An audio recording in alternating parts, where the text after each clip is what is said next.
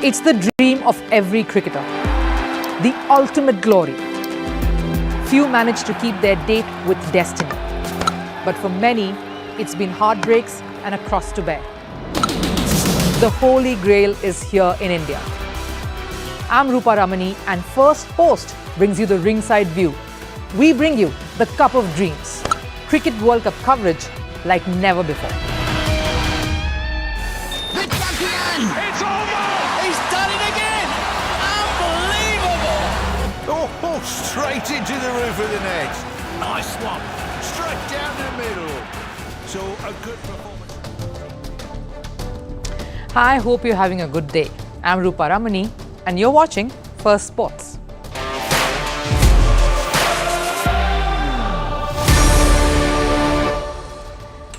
Now it's T-1 to the Cricket World Cup here in India, and the excitement is palpable. All the 10 captains gathered at the Narendra Modi Stadium in Ahmedabad earlier today to sort of mark the start of the event tomorrow. And what an Asian Games it is turning out to be, some jaw-dropping moments in the athletics events. The one discipline that never fails to leave spectators completely overwhelmed. Parul Chaudhary's burst to gold will go down as one of the best moments in India's athletics chapter. And India also has a gold in javelin. Nope, not speaking of Neeraj Chopra. So let's look ahead to what's lined up in our show today. The Cricket World Cup is primed to kickstart in Ahmedabad on Cup of Dreams today. We will look at two more teams, the very mercurial Pakistan. How is this side shaping up to enter yet another World Cup? And the team that is everyone's favourite. We look at Team South Africa. Will they punch above their weight here?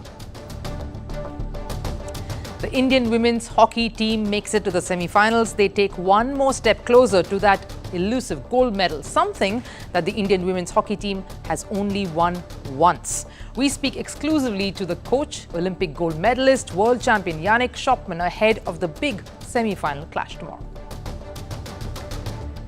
And our eye on Asian Games, as we say, continues. India's Parul Chaudhary runs the race of her lifetime, and we shine a light on some of the winners till now that caught our attention, both Indian as well as athletes outside the country who have left an indelible mark on the game so far. That and more coming your way, but here's what's making all the headlines from around the world in Sports 360. Now, India will head into the Cricket World Cup with their practice match against Netherlands washed out in Thiruvananthapuram. India's first warm-up match, remember, against England in Guwahati on September 3rd was also called off. And the team, as you can see, has reached Chennai already, where they started their first net session earlier today. On to football, Bayern Munich staged a comeback to secure a 2-1 victory against FC Copenhagen at Parken Stadium in Denmark. The Danish champions took the lead in the 56th minute. A pivotal moment came in the 83rd minute when Bayern's veteran Thomas Müller played a crucial role in the winning goal. Manchester United crashed to a 3-2 defeat to Galatasaray in the Champions League. Rasmus Højlund had twice given United the lead. However, the Turkish team pegged them back each time. Mauro Icardi missed a penalty but made amends with the winner. The 2024 Australian Open will start on a Sunday now, becoming a 15-day event for the very first time in its history. There had been growing concerns over the last few late-night finishes. The new Sunday start will see an increase in the number of sessions across the three arenas from 47 to 52. The day session will feature a minimum of 2 matches, which is down from 3 to limit the potential of late finishes. Staying with tennis, top seed Carlos Alcaraz was knocked out of the China Open by Jannik Sinner, who will face Daniil Medvedev. That's going to be an interesting clash. That's in the final. Sinner won 7-6, 6-1 against Spain's two-time major winner on Tuesday. The 22-year-old Italian saying his performance was one of his very best. An Australian tennis player, Mark Polmans, has apologised for accidentally striking the umpire with a ball in his face. The incident happened in a Shanghai Masters qualifying match and he was disqualified. Polmans was up against Italy's Stefano Napolitano with the scoreline in his favour. After he hit a volley into the net, he hit the ball towards the umpire.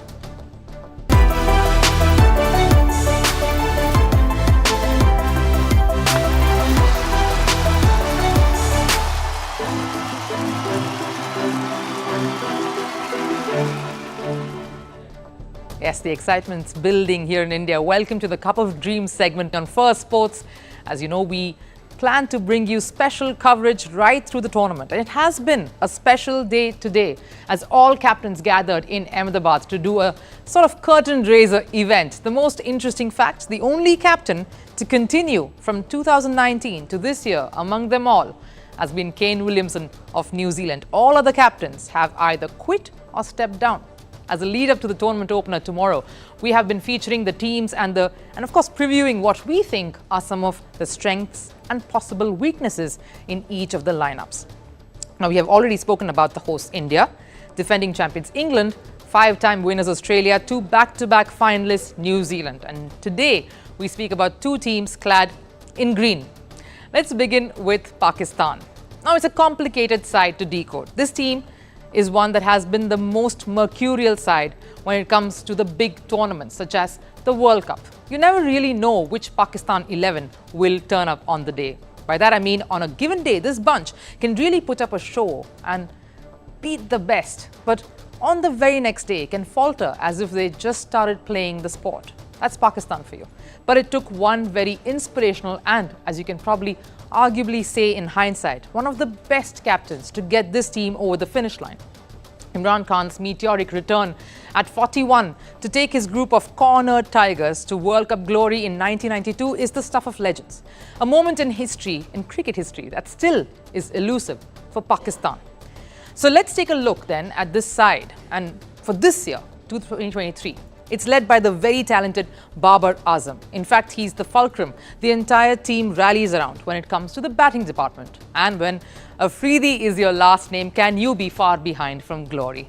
A lot of the team dynamics revolve around these 2 gentlemen.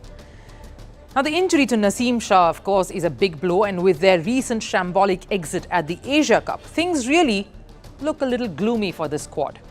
So if I had to decode Pakistan, I'll start with what's going well for them. Let's start with the ace in the pack.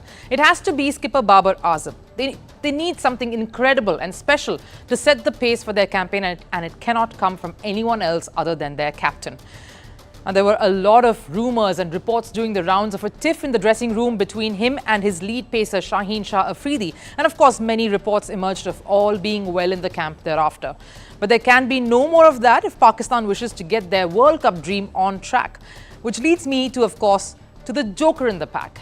And he's far from that. There is no one else quite as feisty as he is. An X-factor for any side he plays in, Shaheen Shah Afridi. What a phenomenal bowler he is. A great find he's proving to be.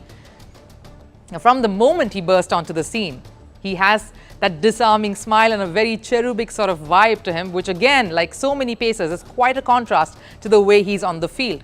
Now, the bowling, of course, doing all the talking for him. This is his figures, if I can bring that up, in ODIs this year alone. He's been lethal as always and a super asset to have in these conditions, which are familiar to him. 12 matches, 24 wickets, and the best of 4 for 35. That is incredible. Now, the next one I will pick is the jack in the pack. Now, I'm going to pick Iftikhar Ahmed for this one. In a bowling attack that has some worries already, a handy off spin to provide in those middle overs with some useful chipping in with the bat lower down is going to come very, very handy. And he's definitely someone who can be vital in these conditions. He's been among the runs if you just look at his record this year in ODIs alone, and a good strike rate, but of course, and he scored at a good snippy rate too, but the bowling may leave much to be desired. But will he have to do more than that? Because if I look at what the deadwood for the side is, the weak link, it has to be the spin attack or the lack of it. Shadab Khan is the lead spinner, and he has not been as clinical as they would like him to be. So that seems to be one gaping void there. Much like Australia, a lot is heavily reliant on the pace unit as they have traditionally been as a cricketing side. Can they go all the way? That would mean some out-of-the-box stunning performances. All right. In the promotions to the Cup of Dreams, I said World Cups also mean heartbreaks, and no other team embodies that phrase as much as South Africa. They have seen it all. Everyone remembers War telling Gibbs, you dropped the World Cup, the jitters, the semi-final losses, the near misses, the dreadful chokers tag. which this new South African team somehow has managed to grow out of. There are guys in the ranks who are fearless, dominate attacks, and know what it takes to make comebacks. Like they did recently, despite trailing Australia 0-2, they fought back to not just level but win the series 3-2. Now let's take a look at this squad then, shall we? Now it's one that looks absolutely dreamy on paper. It has a very energetic, fun captain in Themba Bavuma, some great quality batters, Quinton de Kock, of course, playing a farewell World Cup of sorts, who would have thought, and a power-packed bowling lineup. Andre Norke, of course, that key figure missing in this lineup. He's been key to their success. But let's get into this side and get you a preview with our lens. First up, who's my ace of the pack? Now, I can't quite settle for one, so I'm going with three. It's that sensational middle order. Henry Klaasen, David Miller, Aiden Markram. What a combination that is. If you want a middle order to bail you after a top order collapse, you'll want these guys in your corner. Henry Klaasen coming off a mind-numbing knock against the Aussies. David Miller, a pivotal year for him in the Indian Premier League, and that's turned his fortunes around for every side he's played. He knows these venues like the back of his hand. So he's a key member in there. And then Aiden Markram, big hits with a solid base. That's a mean middle order going by any team. And that's just, now let's look at the strike rates. If you look at Aiden Markram, 150. And this is when it comes to ODIs this year. Aiden Markram 120, Henry Klaasen 150, David Miller 118. Henry Klaasen tops the list when it comes to top strike rates for batters, having amassed more than 500 runs this year. And those are his teammates there. Now on to the joker of the pack. Now I'll not have to look too further. He's quite the joker in the dressing room as well, going by his pranks and self-admittedly annoying quirks. But also the X factor, especially in these conditions. I'm going with Tabraiz Shamsi. He's wily, he's proved to be a match winner, especially in the shorter format. And he went past a legend, Dale Steyn, as South Africa's top wicket taker in the T20 format. And let's just tell you some of his big scalps so far, especially last year, have been. Tabraiz Shamsi's top dismissals in 2022 have been Virat Kohli, Marnus Labuschagne, Travis Head, Shreyas Iyer, Joss Buttler. Now that's an impressive head count. And in these conditions, coupled with the rarity of his art, he's surely going to be difficult to pick. And what makes him exciting, of course, are his many celebrations. So we are sure to catch quite a few of those in the matches coming up. Who knows, he might even have a new one, a World Cup special lined up for us. Now on to my final card. It's a new one I'm introducing today, and that's the poker face. Someone who can just, you can't read. You wouldn't know what is coming at you, and this person can totally roll you over. I'm going with the relentless Kagiso Rabada for this one. One thing is sure though, there is no bluffing when he comes where he comes from. He's a straight shooter. He does crack into a smile every now and then, and with a certain stoicness about him. He can be destructive on any day. Rabada has had some troubles in the subcontinent in the past, but with the way he has matured and grown over the years, he's taken on the mantle of spearheading the attack. Like he has to, in fact, in the absence of someone like Andrick. Rabada will be a tough customer on any given day. If you just look at his matches in the last 1 year, 7 of them, 12 wickets, 3 for 41 as his best. Not one of his best figures, but this is something that he's capable of, and taking it a notch higher in the big tournaments when it comes. Now let's move over to the Asian Games, and we today focus on the Indian women's hockey team that has reached the semi-final of the Asiad. The last time the Indian women's won a gold medal was way back in 1982, and that's the only gold. Their best finish was, of course, in the previous edition, closest when they came in second. And now they have to beat China to get a place in the final. And speaking to us ahead of that encounter is their prolific head coach, an Olympic gold medalist and a World Cup winner, Janneke Schopman. Janneke, thank you so much for speaking to us. Well, I'm happy to be here, and lots of accolades, but long time ago, Yes, you're being a little too modest, but only one gold so far for the Indian women's hockey team. You reckon that's massive pressure going into a semi-final clash or going into this particular games? I don't think it is really. I think, we've talked a lot about, the pressure of this tournament for us, also knowing we're the highest ranked team here. But actually, we're not too busy with it. We did discuss it in depth. What does that do with us? The pressure of being maybe the favorite, having to win to qualify. We know we just have to play hockey, and that's what I keep telling them. Can we just play and show up on the field and show what we can do? And I think we have a great chance of winning then, and maybe we still don't win. I can't predict the future, but I know we have a very good chance of winning, and that's what I want for them also, that they just play hockey and show what they are capable of to the entire world, because I think that's what they deserve. They're pretty good. Right, now this is the first Asian Games here at the helm for you. What different have you done in terms of preparations? Because you've done Commonwealth Games. This is the first bigger thing, the biggest games you've come as the head. For me, not so much, in the sense that it's a big tournament, but for me, every tournament counts.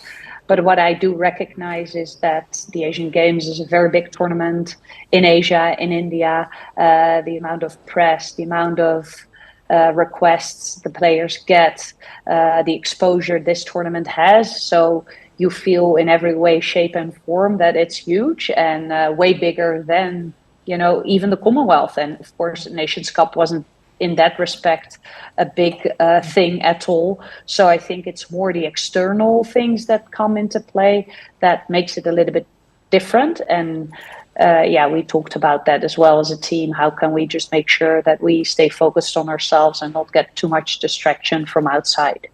Right, and we obviously have this one thing that we even also spoke to a lot of the foreign coaches who are here helming affairs at India, striking a rapport considering the cultural differences. How important does that get, especially when you're taking charge in a country like India? No, it's maybe the most important thing that you touch upon right now, because I don't know what I don't know, I always say. And for me, it's important to listen to the players, to listen to the staff, to get their inputs. I'm not Indian. I've lived there for a while now, but some things, it's just hard for me to understand culturally, the background, the language in itself, of course. So what I've done from the start, or tried to do, is to give the players a voice and just say, look, you have to help me a little bit here. What do you guys need? What do you guys want? And that is on the field, off the field. What is important for us? What behaviors do we want to show? What values do we have as a team? And at the same time, the same question is for on the field. And I deliberately asked them when I took over, look, I know that we have a certain playing style, but what do you think is India? What is India DNA? What do you want to show on the field? What do you like? What do you not like? And, they were quite open about that. And I'm trying to, get that in there. So, it's who we are. It's what we do. And they have to show that, right? Right. And I'm just hoping you're picking up some of the key Hindi words as well there. But how do you build that sort of rapport then, Janneke, to strengthen that bond? Have you done some things, any sort of team bonding exercises together? How has that panned out? Yeah, I think we tried to do a lot of things, and sometimes the girls organize themselves. So in March, we actually went on a camping trip, and it was something that I wanted to do for a long time. And luckily, we had that opportunity close to where we are in camp in Bangalore. And we have a leadership group typically. So 4 of the girls organized a team activity. And what was really fascinating, so we were doing a variation of charades, I call it, because we're with a big group. And but they were kind of enjoying it themselves, and then they made up new rules, and they're like, no, wait a minute, we do a break. And then they are like, no, now you have to say something about the person next to you, but it can't be hockey related. So you have to say something that you like about this person. So, and we started doing that, which is quite hard actually. So that was a lot of fun. We talk a lot about our values. So honesty is one of our values. So a while back was a pretty big ask that I had, is using this traffic light system. So say if you're red, you have to change certain behavior. If you're orange, it's okay, but maybe you can improve certain things. And green, you're absolutely great and keep going. And they were kind of giving each other feedback on certain behaviors. And that was amazing, I must say, how they took to that task and also received the feedback, because of course it's not always easy to hear. And the last thing I can share is like we have this game I brought from the Netherlands. It's called Werewolves, and you have all these different characters, but point of the matter is there's a couple of werewolves and they're killing the villagers in the middle of the night, and you have to guess. Yeah, it's kind of like Mafia, but there's different more characters to it. So, we play that actually quite a bit, and we played it yesterday again, and they have a great time, and they're challenging each other, and it's a great way of interacting and having a good time, unless you get killed in the beginning of the game, because then it's not so much fun. But can't have everything. No, but this sounds a lot of fun, Janneke, and it's a great way to sort of get productivity and get some positive responses and build that sort of rapport as well. That sounds interesting. But if I had to just ask you about the change that you've seen in the entire outfit from the earlier times when you weren't head coach to now at this point when you take over, what would that change be? Wow, many things, of course. I think the ability for the players as an individual, but also as a team, they're willing to embrace pretty much everything. The challenges I throw at them, the ability to learn, to get better, to learn new things. I suggest things and they're always like, okay, we'll have a go. Like mindfulness is this thing we're doing to help us mentally prepare as well. And I've been trying some new things, and they're always so welcoming and saying, good, that's fine. We'll try it and let's see if we like it or we don't like it. And I think, they always surprise me with how much they can actually do and how much growth they've shown. And if I look at the field and how we can play hockey and how many skills they have, I always tell them, I don't have those hands, I don't have those skills. In that respect, it's just showing more and more of who they are on the field, their potential, their strengths. And, I think that's more and more coming out of it. And I think that's what people see, or I hope people see that. All right, just to sort of wrap up this interview, and we know you're busy there in Hangzhou, what would you say is your key ideology when it comes to this particular outfit and sort of furthering this cause and looking ahead, because there's also Paris Olympics? I think, do it together, contribute. I think, everyone's talking about the 18 players that are here, but actually we have 34 players, and all 34 were important. And we had some longer term injuries, but they also play their role in our team. The ones that didn't get picked were crucial in our preparation, because we had to play good quality games and they had to show up and fight hard. And it was immensely hard for them because they wanted to be here also. So for me, being part of a team means you put the team first. And, that team embodiment, for me, contributing, adding something, making it, the sum is always more than the equal of its parts, that sort of stuff. Maybe that's my mantra. And I think you do need to have fun as well. I think the enjoyment of doing this, and, we're in this village, and I say, look, we can put our, I say our shades on, not see anything, and be in a tunnel, but look around and enjoy yourself. And, when we get to the field, we're ready to play, and then we'll give it our all. Well, that sounds amazing, Janneke, and I'm sure at the helm, they really have it lucky with you around. But thank you so much for taking some time out and speaking to us here on Firstpost, and we wish you all the best as always. Okay, thank you so much. I'll be off. Bye. All right, as always, we'll stay focused and keep you updated on all that's happening around. But if you watched yesterday's events at the Asian Games, chances are you might have witnessed some dream performances. India's Parul Chaudhary set the tracks on fire in what many would consider the best race in Indian athletic history. Parul, in fact, had just finished a grueling race the previous day, the 3,000-meter steeplechase event, which she won silver in, finishing behind the unstoppable Winfred Yavi. And the very next day, she had to contest in another tedious event, the 5,000 meters. Now, imagine the kind of rigor and training one must go through to be prepared to do back-to-back of such demanding events. Now, she was in around 4th to 6th position for a considerable part of the 10-lap race before breaking ranks to come in 3rd.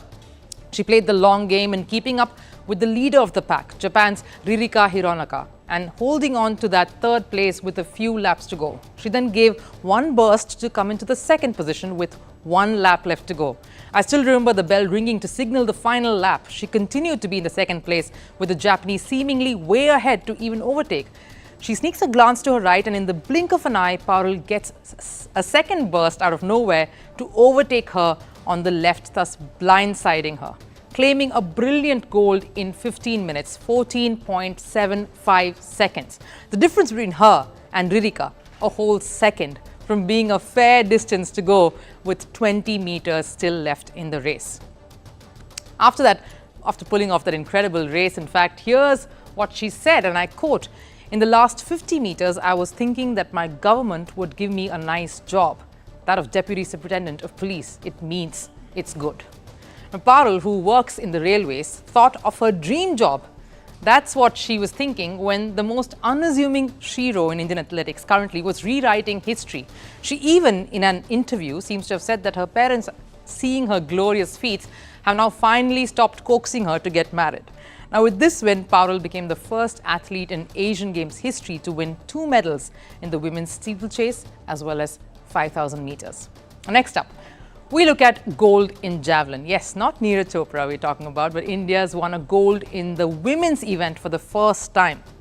Anu Rani wasn't even a favourite given her average throws throughout the season, where she couldn't even cross 60 meters. Being compared to her male counterpart, Neeraj Chopra, is definitely a daunting feeling. But if you look at how the race finished, she managed to throw her personal best to win gold in the javelin throw event. 62.92, coming in right at first, and behind her, of course, the Sri Lankan with 61.57 meters and Chinese finishing with 61.9. That's like 2.9. That's a small difference.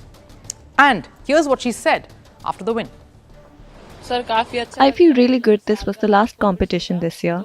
I'm really motivated for the Olympics next year. I could have thrown much better, but this year has been really hectic for me. Here's hoping that she shines at the Olympics too. For Anu, the daughter of a farmer who was told that she was probably wasting government funding, her gold comes at the perfect time to silence all her critics. And while we continue, here comes one more star. Pumped with energy and vigor, India's Tejaswin Shankar, who won silver in the decathlon event. Talk about shaking jitters off your shoulders. Despite being in one of the most difficult athletics events, a 10-event sport that pans over the span of 2 days, where Tejaswin Shankar broke a 12-year national record and clinched a silver at the Asian Games. The 24-year-old finished with 7,666 points to break the previous record set by Bhartinder Singh, who had set a national record of 7,658 points set way back in 2011. Listen to what he said after winning the silver. My only goal was to win the best medal. That's what I did. I did what I could, and I'm happy with my score. I think the thing with decathlon is no matter how you perform, you are content with it. It's a 10-event sport, so I did my best. Right, here was a wrap of some of the top performers as far as India is concerned. We also have got you covered where it comes to certain stunning medal finishes, podium finishes, as far as athletes outside the country are concerned. Why don't you take a look? Here are some of the international athletes who wowed fans. In weightlifting, Indonesia's Remat Erwin Abdullah set a new world record. Abdullah clinched a gold in the men's 73 kg category. He lifted 201 kgs in the men's clean and jerk. Abdullah broke his own record of 200 kgs that he had set in the World Championships in December. The Indonesian executed all 3 lifts in each category effortlessly. He posted an aggregate of 359 kgs with 158 kgs in the snatch and 201 kgs in clean and jerk. Abdullah's victory was the first win for Indonesia at the Asian Games. Meanwhile, Abderrahman Samba gave Qatar one more gold in athletics. He was crowned champion of the men's 400-meter hurdles at Hongju. Abderrahman Samba clinched the gold with a time of 48.04 seconds. This was also his best run this season. He managed to retain the gold he had won during the Jakarta meet. The 28-year-old battled an injury in May 2022 and had to undergo surgery. This was Samba's first major competition this year. China's Lin Yuwei won gold in the women's 100-meter hurdles final. In the race, she clocked a time of 12.74 seconds and also qualified for the Olympics. But what instead made headlines was something else. A photograph of Lin Yuwei and her compatriot Wu Yanni surfaced on social media. They were seen hugging each other and the picture displayed both their lane numbers. Lin's lane number 6 and Wu's lane number 4 were visible in the picture. The picture was immediately blocked by Chinese censors. 6-4 is a reference to the Tiananmen Square massacre that took place in 1989. The race numbers were perceived as a reference to that incident. In climbing, Iran's Reza Alipur Shehnazandifard mounted new heights. He was an underdog in this year's Asian Games but upset many of the fan favourites. The 29-year-old competed beside world record holder Federic Leonardo and World Championships runner-up Long Jinbao of China, among others. But Shehnazandifard defended his title in the men's speed climbing event and snatched the gold. He defeated China's Long Jinbao with a time of 5.302 seconds for the gold. Just a few more days left for the Asian Games to wrap up, but this also means we're coming towards the end of our show. And we have just one more segment before we go. You know it by now, the last serve, where we leave you with something, a little bit of a parting shot. Here, of course, in India, cricket teams have already started coming in, as you know. The tournament is beginning tomorrow, and Bangladesh has landed in Dharamshala, picturesque venues here in this country, and they've been welcomed in a great style.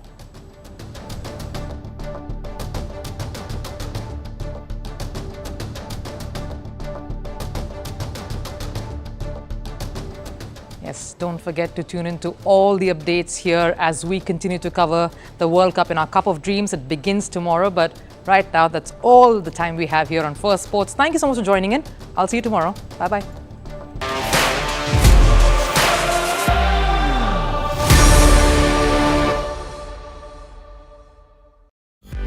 It's the dream of every cricketer, the ultimate glory. Few manage to keep their date with destiny. But for many, it's been heartbreaks and a cross to bear. The Holy Grail is here in India. I'm Rupha Ramani, and Firstpost brings you the ringside view. We bring you the Cup of Dreams. Cricket World Cup coverage like never before.